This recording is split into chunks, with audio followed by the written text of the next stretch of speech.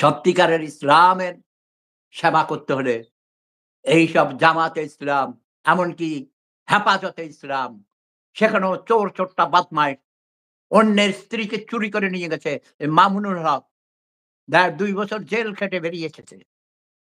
তার বিরুদ্ধে সিরাজগঞ্জে যখন সর্বপ্রথম মাদ্রাসায় চাকরি নিয়েছিল, সে বলাৎকারী করেছে, ছেলেকে বলাৎকারী করার কারণে তাকে চাকরিচ্যুত হতে হয়েছে।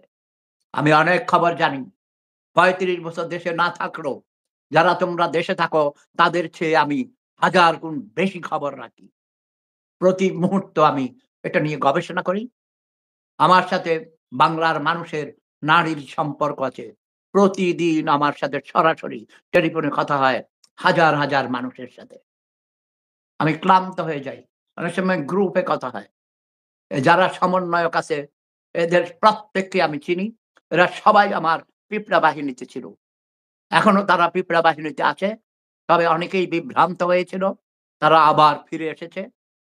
তোমরা লক্ষ্য করবে এই সমন্বয়কদের মধ্যেই টাকা-পয়সা বিভিন্ন পদবি নিয়ে, ক্ষমতা নিয়ে, ক্ষমতার ভাগাভাগি নিয়ে ইদানিং কমপক্ষে ৭ থেকে ১০ টা ভাগ হয়ে গেছে।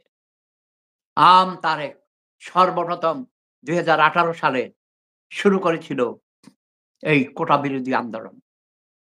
তার সাথে এসে যোগ হয়ে দিয়েছিল নুরুল হক নূর সহ আরো অনেকেই।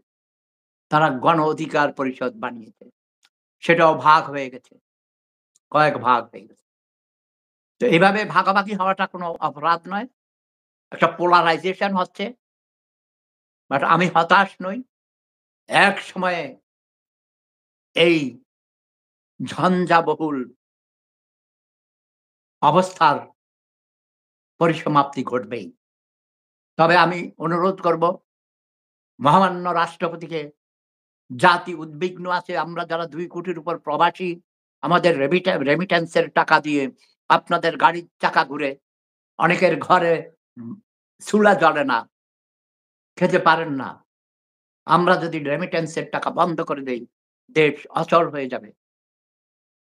আমি অনুরোধ করব মহামান্য রাষ্ট্রপতি, জাতির এই ক্রান্তি লগ্নে আপনি জাতির উদ্দেশ্যে ভাষণ দিবেন এবং সঠিক সিদ্ধান্ত নিবেন। আমি মনে করি এই সময়ে দেশে জরুরি অবস্থা ঘোষণা করে দিয়ে সাময়িকভাবে হলেও সামরিক শাসন জারি করা অতীব প্রয়োজন। সেনা প্রধানের প্রতি আমার স্যালুট। তার বিভিন্ন কাজকর্ম দেখে ১ম দিকে আমি তার উপরে বিরক্ত ছিলাম।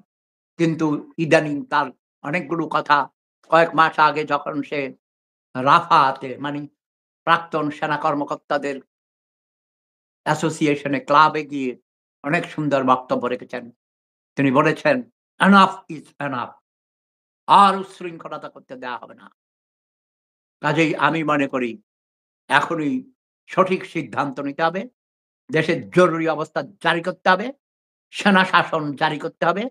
তা না হলে দেশের বর্তমানে যে অবস্থা, জাতীয় আন্তর্জাতিক ৭১ এ পরাজিত ঘাতক রাজাকার আল-বদর আল-শামসরা যেভাবে আমাদের জাতীয় পতাকাকে এই শকুনের মতো শকুনেরা খামচে ধরেছে।